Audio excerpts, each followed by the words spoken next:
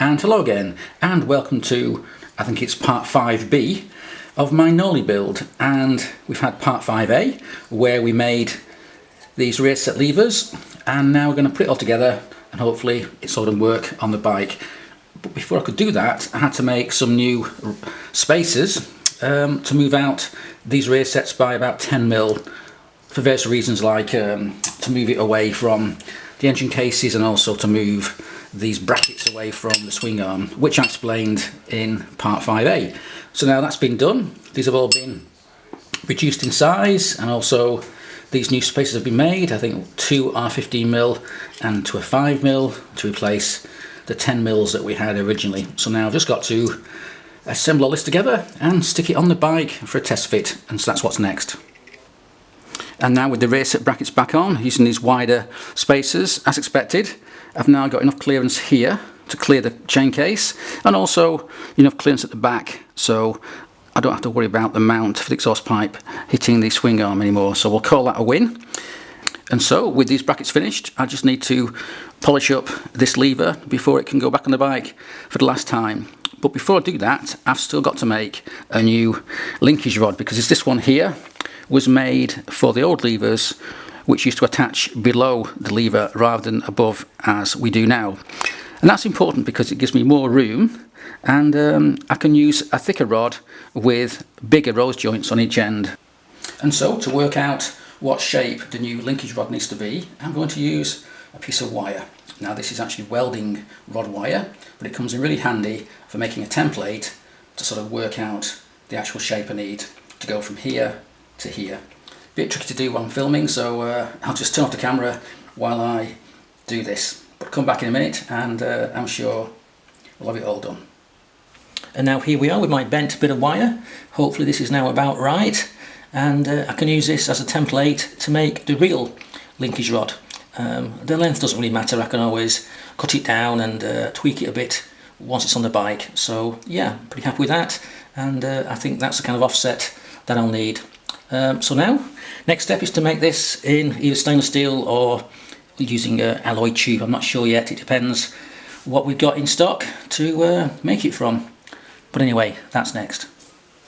We dug out some 10mm alloy tubing and bent it in the vise, just hand bent it because it will bend by hand, you don't need any heat. And yeah, I'm just trying it out now. It looks like the bend's pretty much okay. In fact, it should be that way around, I think. And just marking it off here to see roughly where I need to cut this tube to get the bend just in the right place. And obviously it's a bit fiddly because I'm doing it on my own, but it's something like that. And I've also, of course, got to take into account the fact that I'm going to have a rose joint at one end and a clevis joint or pin at the other end, looking something like that, except not this one. I'll change it and make something a bit more attractive. So yeah, that's not bad. Now this is a 6mm inner tube, so it's going to have to take a 6mm M6 thread, which it won't because it's too big.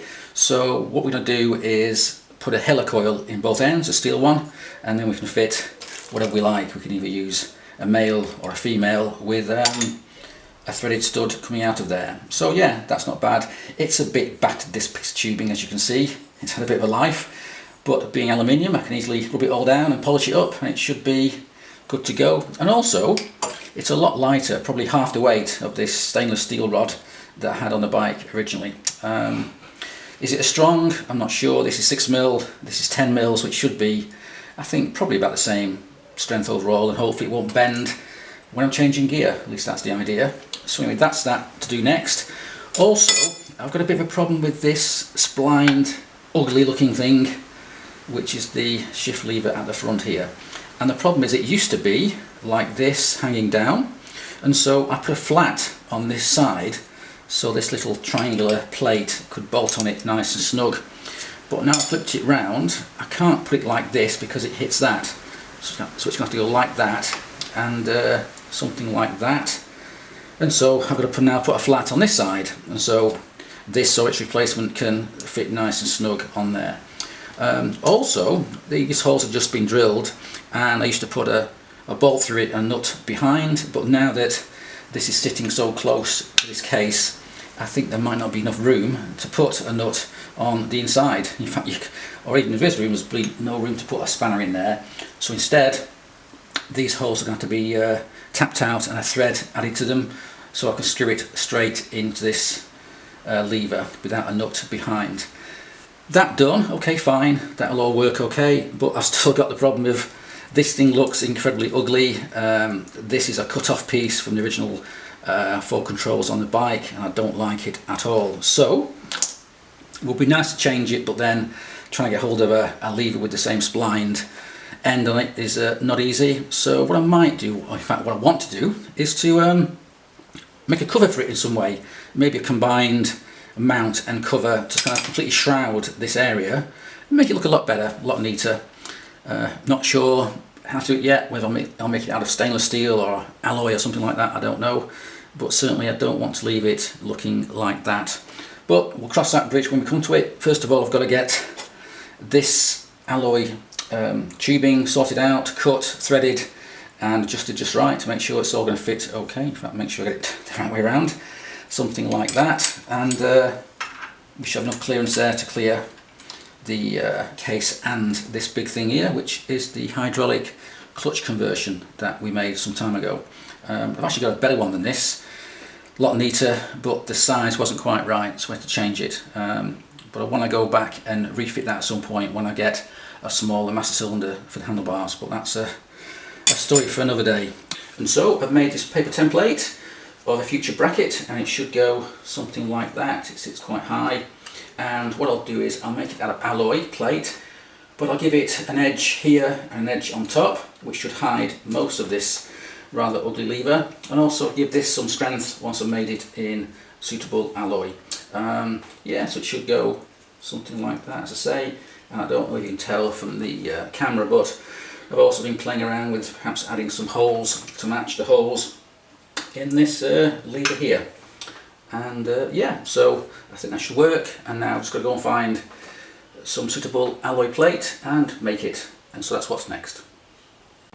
Okay, so here's the splined lever, here's my paper template, which should go something like that, and here's the rough cut out piece of plate, alloy plate, to use to make this. But I have had a slight change of plan, in that rather than bolting it through these holes, I'm going to have it welded instead to the side, something like that. And while it's been welded, we can also weld up these holes, fill them in so you can't see them anymore, and also fill up this little area here to just make the whole thing look a lot neater. And once that's done, this here can be drilled for the splined link here, which in turn carries the shift rod back to the footrest, and also this whole thing can be shaped and maybe drilled and made to look a lot better. And here it is, all welded up, and as you can see, I've also had the holes filled with weld. It does look a bit rough and ready right now, but don't worry. Once this is filed down and smoothed off, and then we can shape this, maybe drill it, it should look a lot better. And so that's what's next.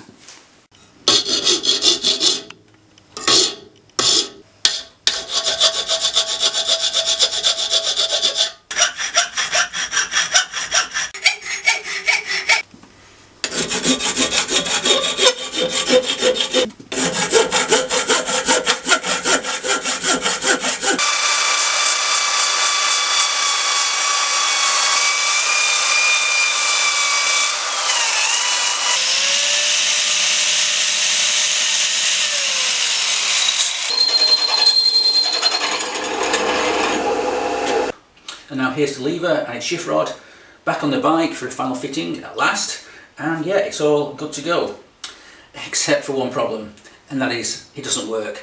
And the reason it doesn't work is twofold. First of all, I underestimated how far this has to move when it changes gear, and this here is hitting the slave when I change up. Going down is no problem, but going the other way, going down, this is hitting this.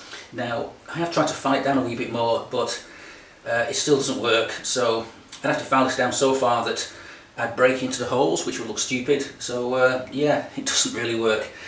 And the second problem I've got is because it's quite short, when I'm changing gear, instead of just rotating this shift rod here, which it needs to do, it's also pushing it, and that's because, as I say, this is very short and the force is being spread across this whole face here.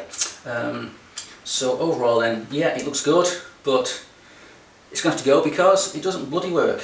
But never mind, because it didn't cost much to make, it was just time.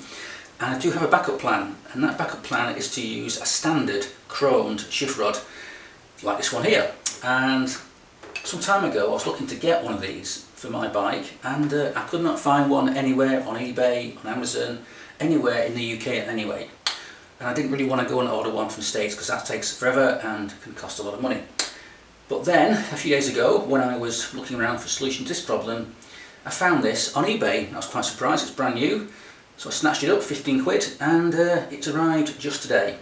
And this new longer lever, as you can see, will solve my problem when it comes to clearances on this slave. It's a lot longer, and also being longer, I get a better sort of rotation around the spline shaft. So overall then that should solve all my issues. Now it does mean that the foot lever here has to move a bit further for each gear change, but I think it'll be fine, because I'm just going back to how things were on a standard setup. So yeah, sadly then, all this has to go. I can't keep it, it's going to have to go, and also I'll need a longer shift rod of course. And there's a new lever on the engine. I must say I do quite like it. It's not so in your face and not so obvious as this old one here, which was a bit too big I think, a bit too kind of, well, I don't know, trying a bit too hard almost. So now I've just got to use my trusty bit of bent wire to work out what length of shift rod I need to connect the lever to this, and then just going to make it and we should be good to go. So as you can see, sometimes you can spend hours and hours, or well, not hours and hours, but certainly an hour or two making something like this, and it turns out it doesn't actually work. And it's no need to be too downhearted about that. I mean, these things happen. It's just a test, like an experiment almost. The whole bike is kind of like a prototype, so you should sort of expect to find problems and make things that don't actually work first time round, and that's fine.